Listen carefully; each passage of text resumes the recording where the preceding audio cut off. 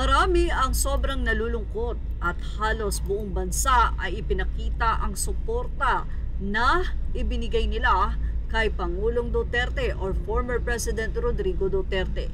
Ito'y matapos nga naarestuhin ito mula sa Hong Kong pag-uwi ng Pilipinas. Hindi na nga nakalabas pa ng airport itong si Pangulong Duterte dahil diniretso na nga ito sa custody ng mga pulisya kung saan ay isinakay siya mga ilang oras ang nasabi nga pong usapan sa eroplano upang dalhin sa Hajj, Netherlands. Kasalukuyang nasa Hajj, Netherlands na nga ang Pangulo at nag-update din siya mula sa Facebook page ni Senator Bongo kung saan ibinahagi ni dating Pangulong Duterte na maayos ang kanyang kalagayan.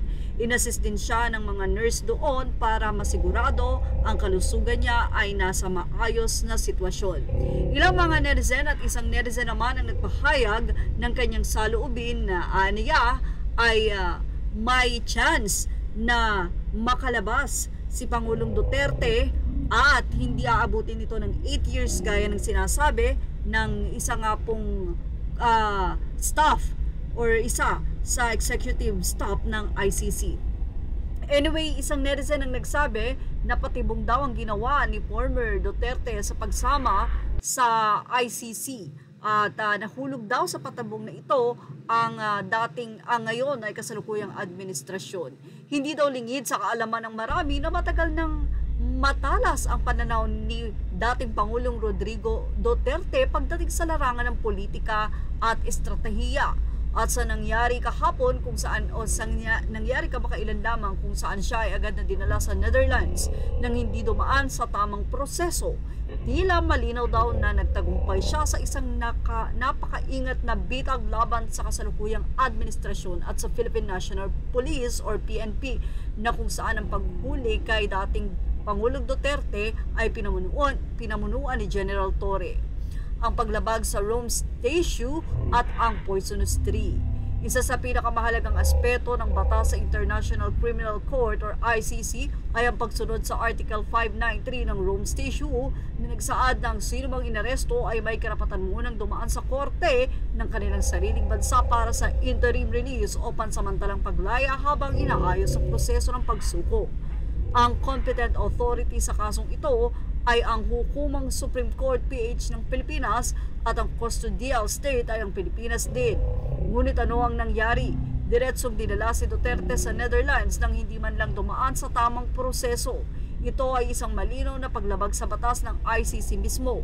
Ibig sabihin, anumang kasunod na hakbang mula sa paglilitis hanggang sa anumang hatol ay maituturing na fruits of poisonous tree. Sa madaling salita, kung ang mismong pagkakaaresto ay may depekto, lahat ng ebidensyang susunod ay maaaring ibasura. Ang pakana ni Duterte, bakit hinayaan niyang mangyari ito? Maraming nagtatanong bakit hindi daw lumaban si former President Duterte, bakit tila tanggap niya ang nangyayari. Ang sagot ay makikita sa mismong mga salitang kanyang binitawan. Naiintindihan ko ang mga yan dahil trabaho nila ito. This is why it has to come to an end. Isang pahayag na puno ng kahulugan. Ipinapakita nito na alam niyang darating ito at hinayaan niya itong mangyari. Hindi dahil wala siyang magawa kundi dahil gusto niyang ilagay sa alanganin ang mga PNP at ICC at ang Administrasyong Marcos. Ang mensahe ay malinaw, ang PNP at ang gobyerno mismo ang lumabag sa due process, hindi siya.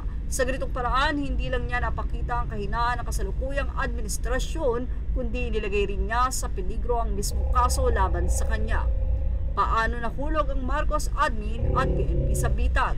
Pagsunod ng PNP ng walang due process, sa halip na siguraduhing dumaan sa korte ng Pilipinas, agad nilang isinuko si Duterte sa ICC, isang hakbang na labag sa batas ng kanilang sinusunod. Pagkawalang kibo ng administrasyon, sa halip na ipagtanggol ang soberenya ng bansa at igiit ang tamang proseso, tila hinayaan lang ang gobyerno na mangyari ito na nagpapakita ng kanilang kahinaan sa pandaigdigang entablado. Pagtibay ng argumento na may bias ang ICC dahil sa hayagang paglabag sa Article 593, lumakas ang argumento na ang ICC ay hindi patas at ginagamit lamang laban sa mga pinunong hindi kaalyado ng kanluran. Ano ang posibleng mangyari ngayon? UN Security Council intervention ng mga bansang tulad ng Russia at China ay maaaring kumilos upang suspindihin ang ICC at proceedings laban kay Duterte gamit ang paglabag sa Article 593 bilang matibay na batayan. Pagkawasak ng kredibilidad ng ICC kung ipagpipilitan ng ICC ang kaso laban kay Duterte, maaaring tuluyan itong mawala ng kredibilidad lalo na kung mapapatunayan na ito ay naging isang kasangkapan lamang ng politika. Kawalan ng legal na basehan sa kaso dahil sa fruits of a poisonous tree doctrine.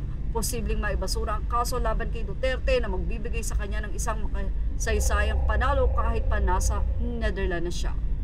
Well, mahaba pa po ang nasabing detalye, pero ano ang masasinyo hinggil dito? Samantala, sobrang nakakatouch naman ang ginawa ng ilang mga Pinoy sa The Netherlands matapos nga naabangan nila sa labas si Pangulong Duterte pagdating nito sa bansa ng Netherlands na ngayon ay nasa kustodiya na ng ICC.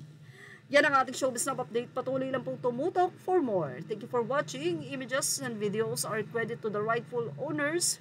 Please like, share, and subscribe.